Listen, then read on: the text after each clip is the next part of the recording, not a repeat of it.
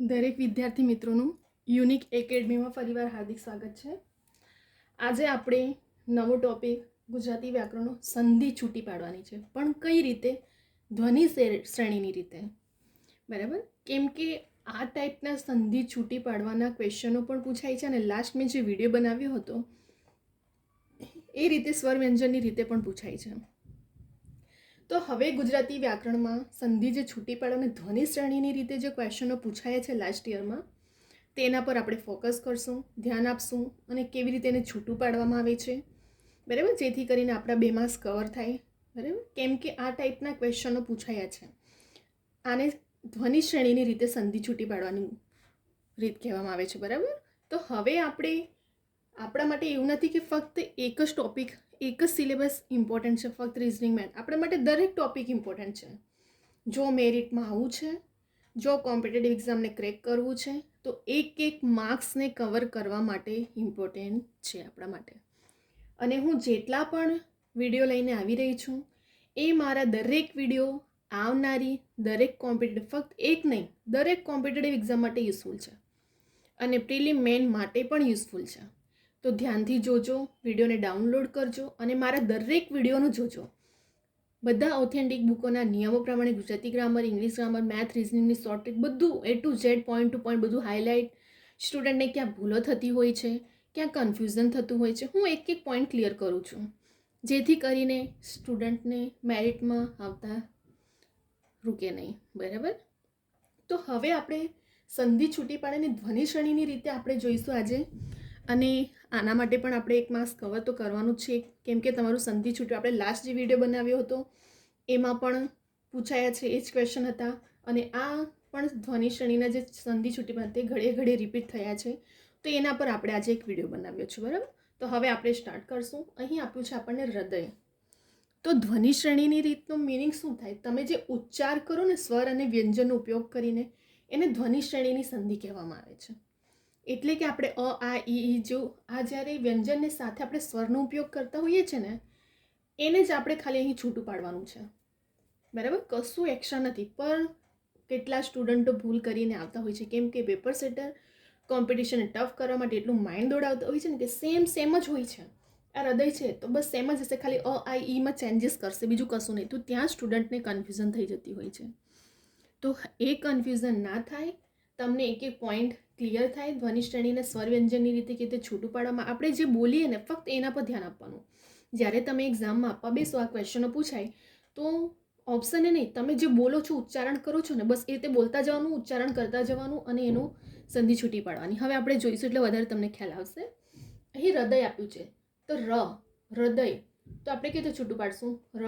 અહીં હ છે પ્લસ રૂ, હૃદયનો આપણે હૃદય નહીં બોલીએ, હૃદય બોલીએ છીએ, તો રૂ આવશે પ્લસ દનો દ પ્લસ અ, દની જોડે અ સ્વર લાગશે, દ બોલીએ છીએ, અ સ્વર લાગે છે, પ્લસ યની જોડે સ્વર નથી લાગતો એટલે ફક્ત ય આવે છે, બરાબર? તો અહીં શું થયું? ફક્ત આપણે જે ઉચ્ચારણ કરીએ ને બસ એ શબ્દોને આપણે છૂટું પાડવાનું હોય છે.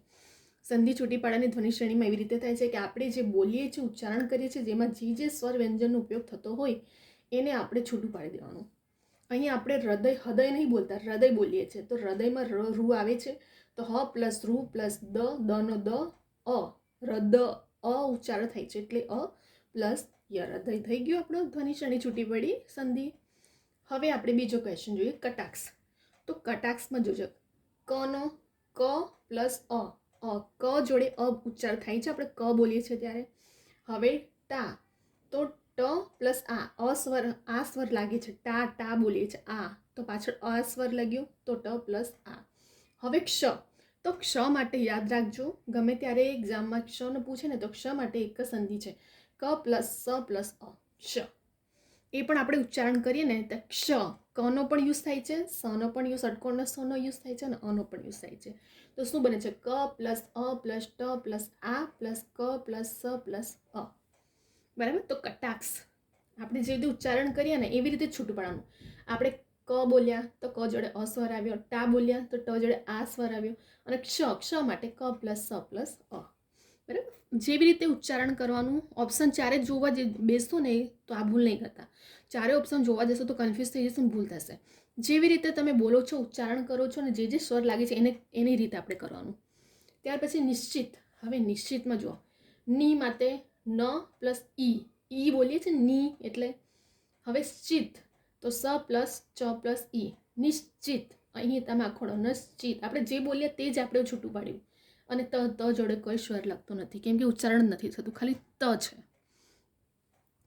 તો શું બન્યું? ન પ્લસ ઈ, ની ચિત બની ગયું આપણું.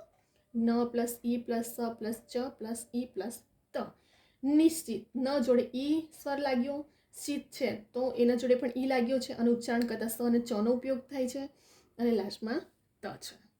હવે વિજ્ઞપ્તિ. વિજ્ઞપ્તિનું શું થાય છે? વિજ્ઞપ્તિનું વ પ્લસ ઈ, વી માટે ઈ સ્વર લાગ્યો. હવે યાદ રાખજો, ન માટે જ અને ગ નો યુઝ થાય છે. અહીં જે રીતે ક્ષ માટે ક, સ અને અ યુઝ થાય છે, એવી રીતે જ્ઞ માટે જ, ગ અને અ યુઝ થાય છે. બરાબર. અને વિજ્ઞપ્તિ એટલે પ, ત અને લાસ્ટમાં ઈ સ્વર લાગ્યો છે. આપણે બોલીએ છીએ તે વિજ્ઞપ્તિ, તો ઈ સ્વર બોલાયું. તો વ પ્લસ ઈ પ્લસ જ પ્લસ ગ પ્લસ અ પ્લસ પ પ્લસ ત પ્લસ ઈ, એટલે શું બની ગયું? વિજ્ઞપ્તિ. આનું આખું ઉચ્ચારણ કરો, વિજ્ઞપ્તિ બને છે. ઉચ્ચારણ કરવાનું અને એને સ્વરને જે પણ સ્વર લાગતું હોય એની જોડે ફક્ત લગાડતા જવાનું. બરાબર. તમે એક્ઝામમાં પણ જેમ બોલતા જશો ને એમ સ્વર લગાડતા જશો. 4 ઓપ્શન જોઈને ટીક નહીં કરવા બેસતા. ત્યાર પછી અગ્ન્યસ્ત્ર. હવે અગ્ન્યસ્ત્રનું શું થાય? અ નો જોડે ન છે તો ગ અને ન, આપણે ન તો ઉચ્ચારણ કરી જ રહ્યા છે ને, તો અ પ્લસ ગ પ્લસ ન પ્લસ ય જોડે અનું ઉચ્ચારણ સ્વર થાય છે, બોલાય છે, એટલે અ જોડે અ આવશે. હવે સ્ત્ર જોડે શું બોલાય છે? સ પણ વપરાય છે, ત પણ વપરાય છે, અને રનો પણ આપણે ઉચ્ચારણ કરીએ છીએ ત્યારે મોઢામાંથી નીકળે છે, અને લાસ્ટમાં અત્ર તો સ્વર અનો યુઝ થયો અહીં. ફરીવાર અગ્ન્યસ્ત્ર અ, ગ, ન પણ વપરાયો અને ય અહીં જોઈન્ટ છે એટલા માટે, અને ય જોડે આપણે જ્યારે બોલીએ છીએ, ઉચ્ચારણ કરી રહ્યા છે ત્યારે અ યુઝ થયો. હવે સ્ત્રજનો શું બોલાય છે? સ્ત્ર.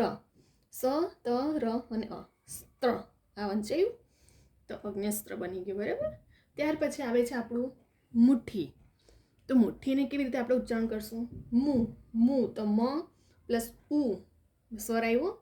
હવે ઠી તો ઠ પ્લસ ઠ, અને લાસ્ટમાં કયો સ્વર લાગ્યો? ઈ બોલીએ છીએ, મુઠ્ઠી ઈ, તો ઈ સ્વર આવી ગયો. તો મ પ્લસ અ પ્લસ ઠ પ્લસ ઈ.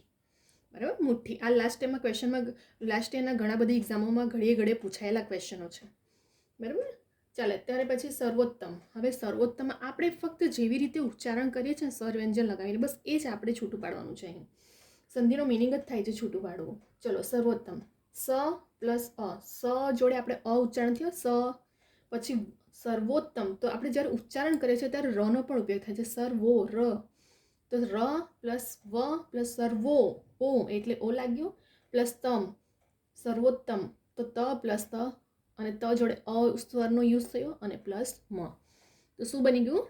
સર્વોત્તમ. ફરી એકવાર, સ માટે સ જોડે આપણે અનું ઉચ્ચારણ થાય છે, સ, તો સ પ્લસ અ. હવે સર્વોત્તમ, ર તો રનો યુઝ થયો, ર પ્લસ વોત્તમ, વોત્તમ માટે વો પ્લસ ઓ, ત પ્લસ ત, અને અ લાસ્ટમાં સ્વર યુઝ થાય છે એટલે પ્લસ મ પછી અ નથી બોલાતું, ખાલી મ બોલાઈ જાય છે. બરાબર. તો બની ગયો આપણો સર્વોત્તમ. ત્યાર પછી કાર્યક્રમ. તો ક પ્લસ આ, કા એટલે ક પ્લસ આ થશે. હવે કાર્ય તો ર અહીં પણ ઉચ્ચારણ થયું, પ્લસ કાર્ય તો ય પ્લસ અ, અને ક્રમ ક પ્લસ ર પ્લસ અ પ્લસ મ, તો શું બની ગયો? કાર્યક્રમ. બરાબર. શું બની ગયું અહીં આપણું? ક પ્લસ આ પ્લસ ર પ્લસ ય પ્લસ અ પ્લસ ક પ્લસ ર પ્લસ ન, ર પ્લસ અ પ્લસ મ.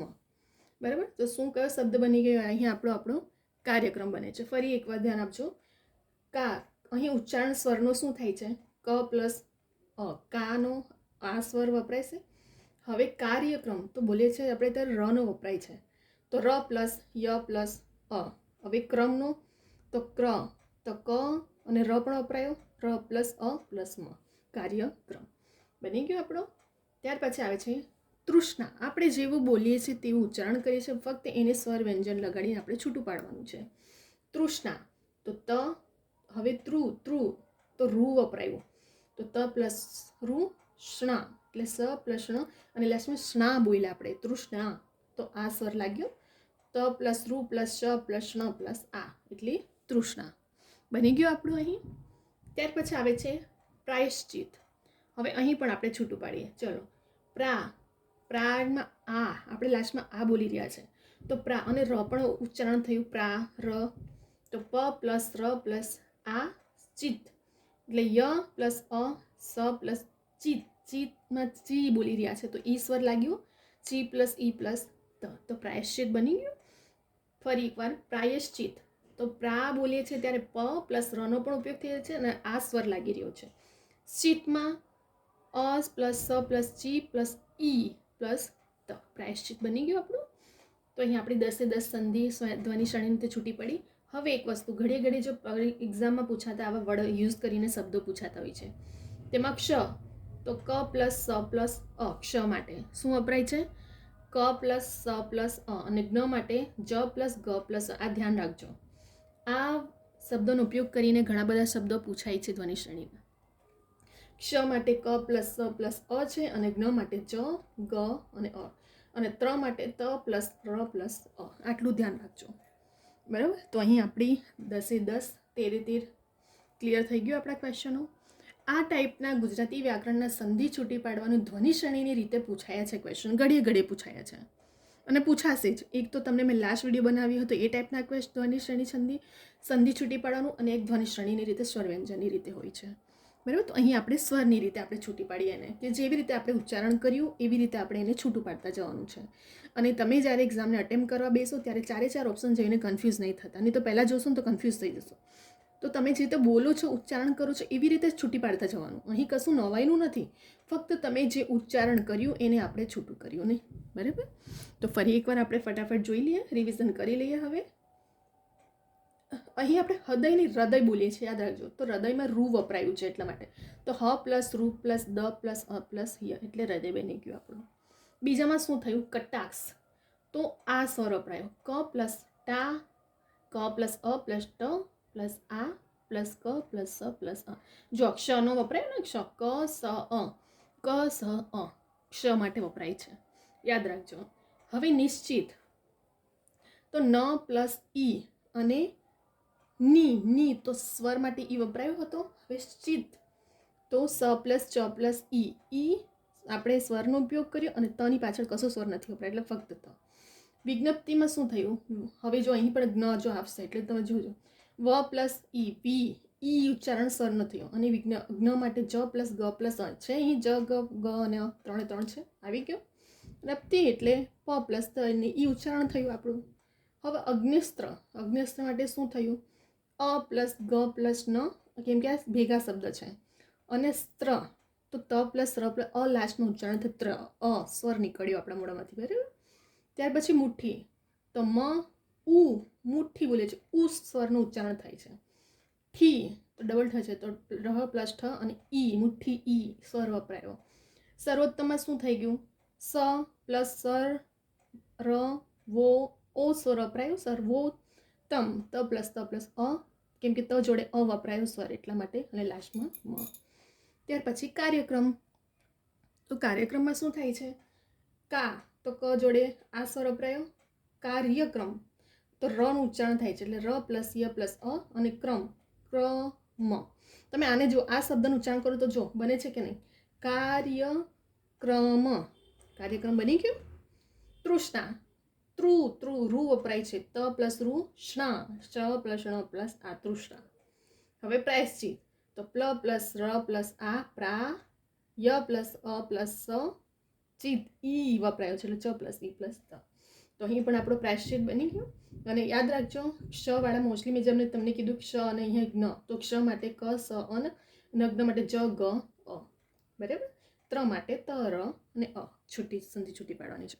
તો અહીં આપણે કમ્પ્લીટલી ધ્વનિ શ્રેણીની રીતે મેં તમને સમજાવી દીધું છે કે ઓપ્શન જોઈને કન્ફ્યુઝ નહીં કરવાનું. આપણે જાતે જેવી રીતે ઉચ્ચારણ કરીએ છીએ સ્વરનો ઉપયોગ કરીને એવી જ રીતે સંધિ છૂટી પાડવાની. અને આ ક્વેશ્ચનો ઘડી ઘડી પૂછાય છે, એટલા માટે મેં સ્પેશિયલ એના પર વિડીયો બનાવ્યો છે. કેમ કે કેટલાક ક્વેશ્ચનો ફરી રિપીટ પણ થતા હોય છે અને તમને ખ્યાલ પણ આવે કે કેવી રીતે છૂટું પાડવામાં આવે છે, કેવા ટાઈપના વર્ડ યુઝ કરીને વધારે સંધિઓ પૂછાય છે. લાસ્ટ વિડીયો આપણે સંધિ છૂટે એનો પણ એક ક્વેશ્ચન પૂછાય છે ને, તો 2 માર્ક્સ તમારા અહીં 2-3 માર્ક્સ કવર થઈ જાય છે. અને આપણા માટે મેરિટમાં આવું છે તો 1-1 માર્ક્સ પણ ઇમ્પોર્ટન્ટ છે. તો અહીં આપણું કમ્પ્લીટ થઈ ગયું ધ્વનિ શ્રેણીની રીતે સંધિ. હવે તમે આનો સ્ક્રીનશોટ લઈ શકો છો, જાતે પણ પ્રેક્ટિસ એક વખત કરી લેજો, રિવિઝન માટે પણ લખી શકો છો, બરાબર. અને તમને જે પણ તમે એવું નથી કે ફક્ત એક જ વિડીયો, મારા દરેક વિડીયો ગુજરાતી ગ્રામરના જોજો. એક ઓથેન્ટિક બુકના નિયમો જે બોલે છે ને, એ નિયમો પ્રમાણે શોર્ટ ટ્રિક પ્રમાણે કેવી રીતે ઓળખવું પડે છે એ પણ મેં બધું સમજાવ્યું છે. એક પોઈન્ટ હાઇલાઇટ કર્યું છે, નિયમો પ્રમાણે, શોર્ટ ટ્રિક પ્રમાણે, ઇઝી વેમાં એકદમ કેવી રીતે ઓળખી શકાય, છંદ, અલંકાર, સમાસ બધું જ મેં સમજાવ્યું છે. તો મારા દરેક વિડીયો જોજો, Gujarati grammar, English grammar, reasoning બધા જ વિડીયો શોર્ટ ટ્રિકના. અને કેમ કે જ્યારે આપણે પેપર એટેમ્પ કરવા બેસીએ છીએ ત્યારે આપણી પાસે એટલો બધો ટાઈમ નથી હોતો, તો આપણે સ્માર્ટ પ્રિપરેશન કરવી પડે છે. અને મારા દરેક વિડીયો ફક્ત પ્રિલિમ નહીં, મેનમાં પણ તમને કામ લાગશે. નિયમો બદલાતા નથી, તો હું નિયમો પ્રમાણે જ વિડીયો બનાવું છું, બરાબર. તો એ વિડીયો દરેક જોવાનું ભૂલતા નહીં. અને બીજું, તમે લાઈક કરો, કમેન્ટ કરો અને સબસ્ક્રાઈબ કરવાનું ભૂલતા નહીં. નોટિફિકેશન માટે બેલ આઇકન મળતા રહે. તમને જેટલા પણ રેકોર્ડેડ લેક્ચર મારા અપલોડ થાય છે કે પણ જેટલી પણ લેટેસ્ટ એક્ઝામની ઇન્ફોર્મેશન હોય છે તરત જ અપલોડ કરવામાં આવે છે. તો એ તમને ઇન્ફોર્મેશન મળતી રહે, રેકોર્ડેડ લેક્ચરના પણ નોટિફિકેશન મળતી રહે, એ માટે સબસ્ક્રાઈબ કરીને નોટિફિકેશન માટે બેલ આઇકન ઓન કરવાનું ભૂલતા નહીં. લાઈક કરો, કમેન્ટ કરો. કોઈ ક્વેરી હોય તમને તો મારી કવિતા યુનિક એકેડમી ઇન્સ્ટાગ્રામની આઈડી છે, એના પર મને ક્વેશ્ચન પૂછી શકો છો કોઈ પણ એક્ઝામ રિલેટેડ. અને ઘણા સ્ટુડન્ટો મને પૂછે પણ છે અને એમને આન્સર પણ મળે છે, બરાબર. તો અહીં આપણી સંધિ ધ્વનિ શ્રેણીની રીતે છૂટી પાડી છે. હવે મોસ્ટલી સ્ટુડન્ટોને જ્યારે પેપર અટેમ્પ કરવા બેસે છે ત્યાં ક્યાં ભૂલો નાની થતી હોય છે અને શું પ્રોબ્લેમ ફેસ કરે છે જેના લીધે મેરિટમાં આવતા 1-2 માર્ક્સથી રહી જાય છે, બરાબર. તો એ પણ હું દરેક વિડીયોમાં હાઇલાઇટ કરું છું કે ક્યાં નાની ભૂલો થાય છે. ગુજરાતી ગ્રામરમાં તો અમને એક પોઈન્ટ બતાવ્યો કે ક્યાં કેવી રીતે ડાયરેક્ટલી ઓપ્શન જોઈને નહીં કરવા બેસવાની, તો પહેલાં જ કન્ફ્યુઝ થઈ જઈશું. જેમ બોલતા જઈએ છીએ, ઉચ્ચારણ કરતા જઈએ છીએ, તેમ આપણે એને બનાવવાનું, બરાબર. અને ગણિતના, મેથ, રિઝનિંગ દરેકના નિયમો પણ મેં બતાવ્યા છે મારા દરેક વિડીયોમાં કે એક નાની ભૂલોથી કેવી રીતે બ્રિલિયન્ટ સ્ટુડન્ટ રહી જતા હોય છે ગવર્મેન્ટ જોબ લેવાથી, બરાબર. તો આપણે પણ દરેક વિડીયોને જોઈએ, ડાઉનલોડ કરીએ, રિવિઝન કરીએ, બીજા બધા સ્ટુડન્ટને પણ શેર કરો, જેથી કરીને જે કોચિંગ એફર્ટ નથી કરતા એમના સુધી પણ આ વિડીયો પહોંચે, બરાબર. તો અહીં હવે આપણે વિડીયોને સ્ટોપ કરી રહ્યા છીએ. તમે સ્ક્રીનશોટ કરીને લઈને રિવિઝન માટે લખીને રાખજો, ડાઉનલોડ કરીને જુઓ એટલે તમને વધારે સમજ પડે. અને વિડીયોને બીજા બધા સ્ટુડન્ટને પણ શેર કરજો. અને લાઈક, કમેન્ટ કરવાનું ભૂલતા નહીં, સબસ્ક્રાઈબ કરવાનું ભૂલતા નહીં. આપણે બીજા પણ એવા ઘણા બધા, અને મારા જેટલા પણ વિડીયો હું લાવીશ એ બધા આવનારી હમણાં લેટેસ્ટની જેટલી પણ એક્ઝામ છે દરેક એક્ઝામ માટે યુઝફુલ છે. કેમ કે હું સિલેબસના એકોર્ડિંગ જ વિડીયો બનાવી રહી છું, જેથી કરીને સ્ટુડન્ટનો ટાઈમ પણ સેવ થાય અને એમને દરેક કોમ્પિટિટિવ એક્ઝામમાં હેલ્પફુલ થાય, બરાબર. જેથી કરીને ક્રેક કરી શકે એક્ઝામ. તો હવે આપણે વિડીયોને સ્ટોપ કરી રહ્યા છે. હવે આપણે નેક્સ્ટ વિડીયો બીજા બધા પણ ટોપિકો લઈને આવશું. એક તમે જેટલા પણ મારા વિડીયો જોશો દરેક ટાઈપના ક્વેશ્ચન તમે લાસ્ટના જેટલા પણ પેપર સોલ્વ કરશો ને આ ટાઈપના ક્વેશ્ચનો નીકળશે જ તમારા. અને એટલા માટે જ મેં સ્પેશિયલ વિડીયો બનાવું છું કે જેથી કરીને ઓલ્ડ સ્ટુડન્ટ અને ન્યૂ સ્ટુડન્ટને પણ હિન્ટ મળે, ટ્રીક ખબર પડે અને એ સોલ્વ કરી શકે, બરાબર. કેમ કે જો તમને આઈડિયા આવે કે કેવા ટાઈપના ક્વેશ્ચનો પૂછાય તો તમે એને સ્માર્ટ પ્રિપરેશન કહેવામાં આવે છે કે તમે જે લાસ્ટ યરનું પેપર જ્યારે જુઓ ને કેવા ટાઈપના ક્વેશ્ચનો પૂછાય છે તો આપણને આઈડિયા આવે તો આપણે એ પ્રમાણે આવનારી એક્ઝામ માટે સિલેબસના એકોર્ડિંગ પ્રિપરેશન કરી જેથી એક પણ માર્ક્સ ના જાય. તો એને હાર્ડ પ્રિપરેશન અને સ્માર્ટ પ્રિપરેશનનો બહુ ફરક છે. 24 કલાક રીડ કરો એનો મિનિંગ નથી. સ્માર્ટ પ્રિપરેશન કરો, સિલેબસ જુઓ, સિલેબસના એકોર્ડિંગ પ્રિપરેશન કરો, એને સ્માર્ટ પ્રિપરેશન કહેવામાં આવે છે. તો હવે અહીં આપણે કમ્પ્લીટ થઈ ગયું છે. હવે આપણે બીજા બધા પણ વિડીયો લઈને આવશું. મારા દરેક વિડીયો જોવાનું ભૂલતા નહીં. જો તમારી એક્ઝામને ક્રેક કરવું છે આવનારી એક્ઝામમાં, દરેક નિયમો લાઈફ ટાઈમ તમને પ્રિલિમ અને મેઇનમાં કામ લાગશે. અને ઘણા મારા દરેક વિડીયો હેલ્પફુલ છે તમને ક્રેક કરવા માટે અહીં જેટલી પણ આવનારી એક્ઝામ છે. તો હવે આપણે નેક્સ્ટ વિડીયો બીજા બધા ટોપિકો લઈને આવશું. અહીં આપણે વિડીયોને સ્ટોપ કરી રહ્યા છે.